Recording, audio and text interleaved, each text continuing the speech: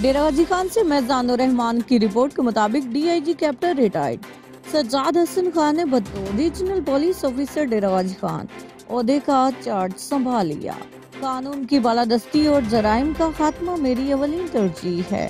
امن و امان کے قیام اور جرائم کے خاتمہ کے لیے تمام وسائل بروئے کار لائیں گے۔ D I G captain retired Sajjad Hasan Khan نے بطور regional police officer Dera Ghazi Khan عہدے کا چارج سنبھال لیا۔ پولیس لائن ڈیرہ غازی خان پہنچنے پر ڈسٹرکٹ پولیس آفیسر میاں محمد اکمل، ایس پی انویسٹیگیشن غیور احمد خان نے آر پی او کا پرتپاک استقبال کیا اور پولیس کے چاق و چوبند دستے نے سلامی پیش کی۔ آر پی او نے یادگار شہداء پر پھول چڑھائے اور شہدائے پولیس کی بلندی درجات کے لیے دعا کی۔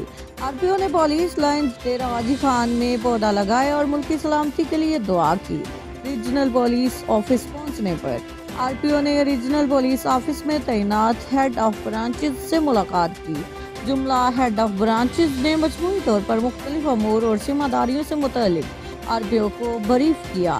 آر پی او نے تمام برانچز کی ورکنگ کا جائزہ لیا۔ اس موقع پر regional police officer captain retired Sajjad Hasan Khan نے ہدایات جاری کی کہ اپنی ذمہ داریاں ایمانداری اور خوش اخلاقی سے سر انجام دیں، اپنے رویے اور اخلاقیات سے لوگوں کو متاثر کریں جس سے محکمے کا وقار بلند ہوگا۔